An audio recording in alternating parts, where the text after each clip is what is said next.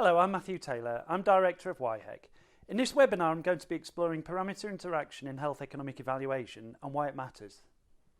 So, we know that ICEs provide information about the benefits of an intervention and the associated opportunity costs with making funds available to pay for it.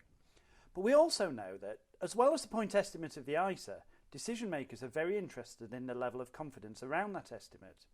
This is why economic evaluations typically produce probabilistic scatter plots and cost-effectiveness acceptability curves. These show, for given thresholds, the overall likelihood that an intervention might be deemed to be cost-effective.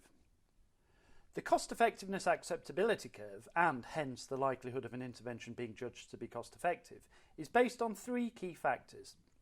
Of course, the base case ICE is a major factor, usually driven by the cost and effectiveness of the intervention as well as other aspects. Secondly, the size or spread of the scatter plot, which is usually driven by the level of confidence in specific input parameters. And finally, the shape of the scatter plot, which can be affected by the interaction between parameters. In economic models, more often than not, we find that parameters tend to be varied independently. Whilst there are methods to apply covariance between parameters, this is often ignored. Sometimes because it simply wasn't considered. Sometimes because, although it was considered, there wasn't enough knowledge to understand the likely interactions in the real world, and sometimes because even when we would like to factor in some interaction, we don't have the available data to do so. The aim of this brief exercise was to build a very simple model to explore the impact of different types of parameter interaction, to develop some simple rules of thumb for reviewers and decision makers to consider when they're interpreting probabilistic sensitivity analysis, and to understand the likely direction of biases that might occur through not applying appropriate interaction. To help understand this, I've built a very simple 8-state Markov model. The model has 144 parameters in total. That's 64 transition probabilities for each treatment, 8 costs, 1 for each health state, and 8 utilities, again 1 for each health state. Next, I took 3 distinct approaches to running the PSA. The first approach assumed that all 144 parameters could be varied independently, that is, no correlation at all. The second approach assumed that all of the cost inputs would be linked to one another, that is, if one cost's input increased, then all of the others would increase too.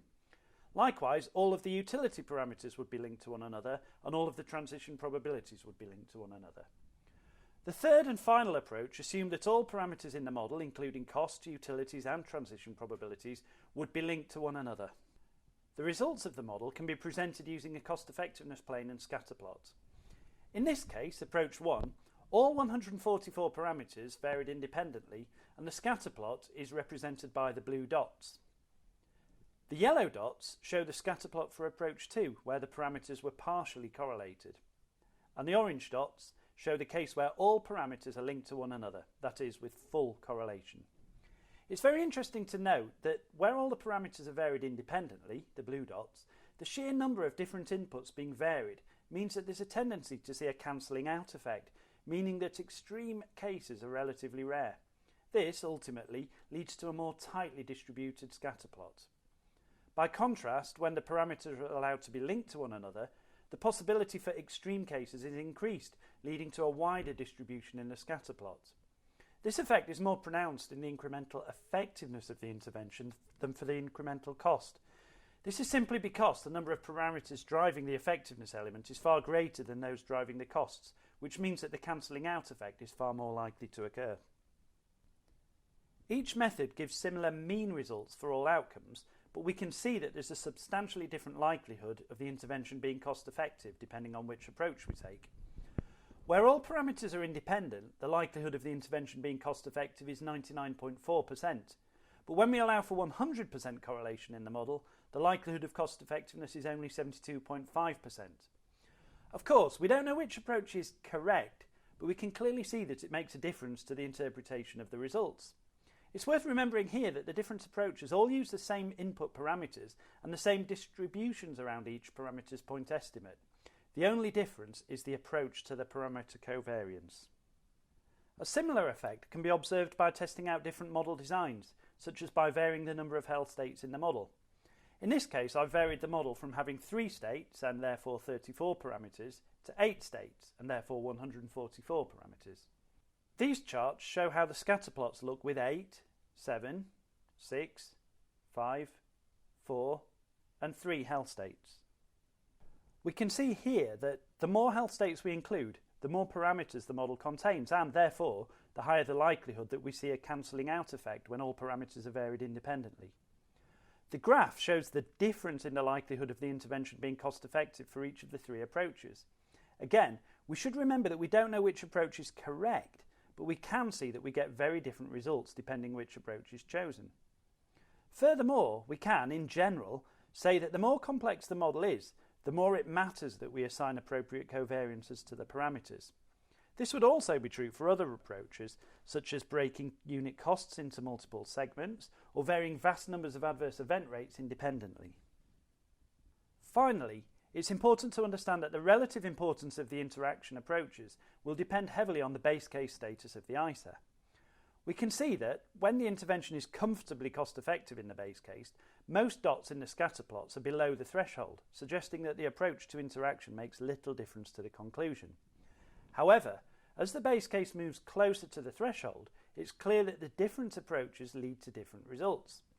Interestingly, when the base case is very close to the threshold, all of the approaches will result in a 50% chance of it being cost-effective and a 50% chance of it not being cost-effective, meaning that there's very little difference between the approaches. But when the base case moves to the other side of the threshold, the approaches lead to different likelihoods of cost-effectiveness again, meaning that the choice of approach is more important, until the intervention becomes comfortably not cost-effective, in which case the approach to parameter interaction is less relevant again. So, it is very clear that the importance of getting parameter interaction right depends on the base case ISA. Our main interest lies where the base case ISA is close to the threshold, but not too close. So what can we do about this? There are some methods, such as Cholesky decomposition, that will allow us to calculate covariances between parameters. However, it's very unlikely that we'll ever have enough data or even understanding to do this. Therefore, while it might never be possible to solve the problem, it would be helpful to at least understand what biases we might be missing. We could, in theory, put together a crib sheet for decision makers with rules of thumb stating things like adding more health states is likely to overstate the confidence of the model if we ignore parameter correlation. However, these would differ for different scenarios. For example, we might need a specific rule of thumb for upward sloping scatter plots where the base case ISA is close to the threshold, and another rule of thumb for downward sloping scatter plots where the base case is comfortably below the threshold. Whilst this is likely to be far too convoluted, it doesn't mean that we should ignore the consequences. It's important to ensure that decision makers are fully aware of the potential biases and the direction of those biases. If you'd like any more information about this webinar, please use the contact details on the screen. Thank you for watching.